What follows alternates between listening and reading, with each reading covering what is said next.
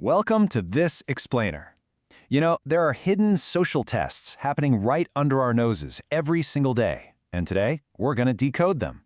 More than that, we're giving you the exact psychological cheat codes to pass every single one of them. Let's get right into it. So picture this. You're at a dinner party. You drop a joke and the whole table cracks up. Well, except for one person. They kind of smile, but their eyes, totally cold. Fast forward to later that night, and that same person casually asks you a seemingly innocent question about your boss. Now, you might just brush that off as harmless small talk, right? Well, actually, no. You are being audited. It's a silent evaluation. People are constantly testing your boundaries, your stability, even your secrets. And if you don't know the rules to this hidden game, honestly, you've already lost. Okay, so why do we even do this? It all boils down to ancient survival hardware. Back in the wild, trust was literally a matter of life or death. You had to know for sure if the person next to you was going to fight or flee. Obviously, the stakes are a bit different today, but our brains, they're running on that exact same evolutionary software. We've just shifted from life or death trust in the wild to testing reliability and control in the modern world. Subconsciously, people are just asking, hey, can I rely on you when things go south? Or can I control you? So that brings us to test number 1, the deliberate misunderstanding. At its core, this is a patience test. This one is a massive favorite among everyday manipulators and, believe it or not, high-level negotiators too. Here's how it usually goes down. You tell someone, hey, I'm just a bit busy this weekend, and they intentionally twist your totally reasonable words and hit you with, oh, so you're saying my event isn't important to you? See what they did there? They're purposely twisting your words just to test your defensiveness. Their secret goal here is pretty simple. They want to see if you'll panic, start over-explaining, and desperately apologize. Because if you do, boom, you've just shown them your emotional state is easily manipulated.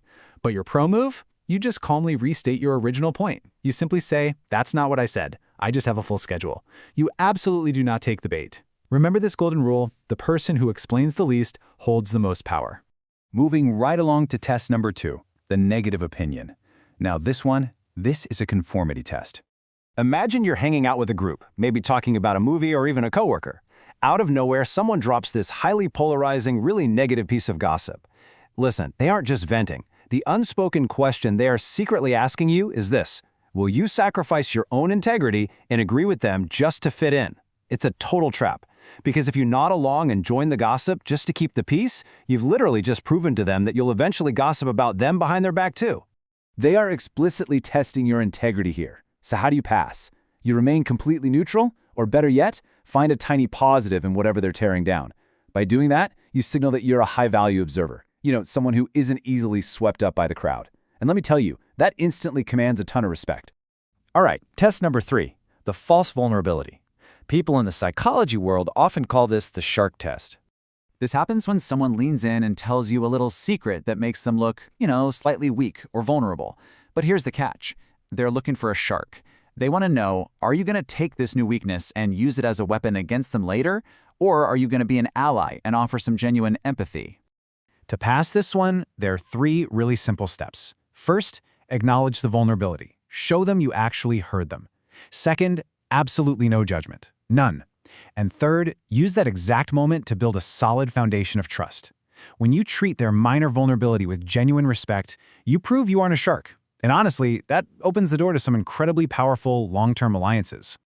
Now, let's shift gears into professional settings with test number 4, the waiting room. This is where people directly test your personal power and your boundaries. Say your meeting is locked in for 2 p.m., but the person you're meeting intentionally leaves you sitting in the lobby for an extra 20 minutes, finally calling you back at 2:20. Why do they do that? Simple. They are measuring your desperation.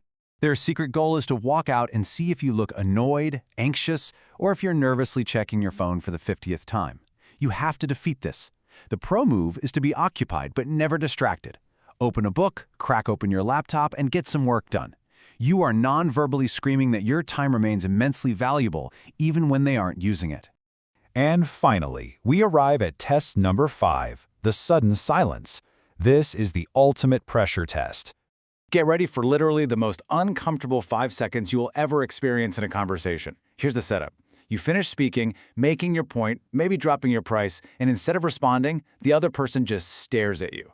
They give you absolutely nothing. They are actively measuring if you're terrified enough of the dead air to start rambling, spill your secrets, or immediately lower your price just to fill the awkward void. Your pro move here takes a lot of discipline, but wow, is it effective. Hold the silence. Give a slight smile, maintain eye contact, and just wait. Because the absolute golden rule of negotiation is, the first person to speak loses the frame. If you panic and fill that silence, you lose complete control of the conversation. So let them be the one to break it. So, what's the ultimate payoff for decoding all these hidden audits? When you consistently pass these tests, you achieve a really unique status. You become a category of one. You stop being just another person in the room. You start carrying this quiet power, this weight that others just kind of feel without you ever having to say a word. People will start respecting your boundaries automatically, entirely based on your posture and your unshakable reactions. Now, I don't want you to just listen to this and forget it. I want you to apply it. So here's your homework. Tomorrow, I want you to look for just one boundary push in your daily life. And when it happens, don't get mad. Just observe it. You see, the beautiful thing about human psychology is that the very second you recognize a test for what it actually is, you've already passed it. You've completely stripped away its emotional power over you. The world is constantly asking who you are through these everyday micro-interactions. It's your job to answer, not with defensive words, but with calm, powerful reactions. So I'll leave you with this final thought.